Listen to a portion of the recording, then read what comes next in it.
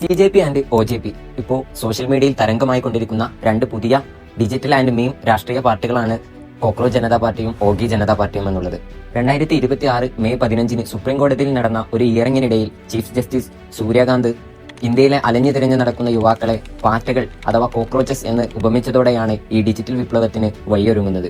ഞങ്ങളെ പാറ്റകൾ എന്ന് വിളിച്ചാൽ പാറ്റകളുടെ പവർ എന്താകുമെന്ന തീം ഉയർന്നു വന്നതോടെയാണ് മുംബൈ ആസ്ഥാനമായി പ്രവർത്തിച്ചുകൊണ്ടിരിക്കുന്ന ഒരു digital content creator Abhijith Deepak എന്ന വ്യക്തി ഇത്തരമൊരു കോക്രോച്ച് ജനതാ പാർട്ടി എന്നുള്ള പേരിൽ സോഷ്യൽ മീഡിയയിൽ പേജുകൾ ക്രിയേറ്റ് ചെയ്യുന്നത് പിന്നീട് ഒരു ചരിത്രമാണ് കുറിക്കുന്നത്. രാജ്യത്തെ തൊഴിലില്ലായ്മ, നീറ്റ് പരീക്ഷയിലെ വിവാദം, രാഷ്ട്രീയ അസമത്വം, യുവാക്കളുടെ നിരാശ തുടങ്ങിയ മൂലവത്തായ ആശയങ്ങളെയാണ് CJP മുന്നോട്ട് വെക്കുന്നത്.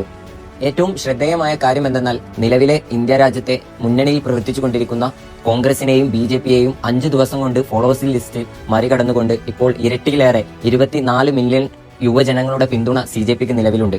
ഇത് ബംഗ്ലാദേശിലെയോ നേപ്പാളിലെയോ നടന്ന ജെൻസി വിപ്ലവത്തിലേക്ക് വഴിയൊരുങ്ങുമോ, ഇന്ത്യ അതിന് സാക്ഷിയാകുമോ എന്നുള്ളതിലേക്കെല്ലാം കാര്യങ്ങൾ നീങ്ങിക്കൊണ്ടിരിക്കുകയാണ്. ഈ കഥയിലെ ട്വിസ്റ്റ് മാറ്റിമറിക്കാൻ വേണ്ടി CJPക്ക് ഒരു വില്ലൻ വരികയാണ്, OJP അഥവാ ഓഗി ജനതാ പാർട്ടി. OJP യഥാർത്ഥത്തിൽ വില്ലനാണോ അതോ ഹീറോ ആണോ? കോക്രോച്ച് ജനതാ പാർട്ടിയെ വിമർശിച്ചുകൊണ്ടാണ് ഓഗി ജനതാ പാർട്ടി നിലവിൽ വരുന്നത്. ഇവരുടെ ബയോയിൽ ടെക്സ്റ്റ് ചെയ്തതായിട്ട് നമുക്ക് കാണാൻ പറ്റും, ഏതൊരു രാഷ്ട്രീയ പാർട്ടികളോടും യാതൊരു തരത്തിലുള്ള ബന്ധവുമില്ല OJPക്ക് എന്നുള്ളത്. CJPയുടെ സ്ഥാപകനായ അഭിജിത്ത് ദീപകിന് ആം ആദ്മി പാർട്ടിയുമായി ബന്ധമുണ്ടെന്നാണ് OJP ആരോപിക്കുന്നത്.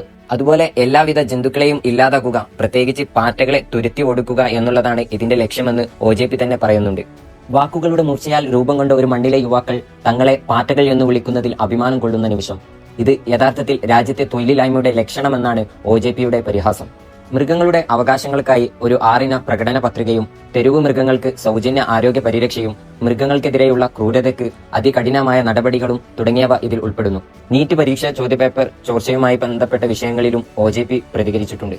ഈ ആക്ഷേപഹാസ്യ പാർട്ടികളുടെയൊക്കെ അനന്തരഫലം വൈകാതെ തന്നെ ഇന്ത്യയെ മാറ്റിമറിക്കുന്നത് നമുക്ക് കാണാൻ സാധിക്കും.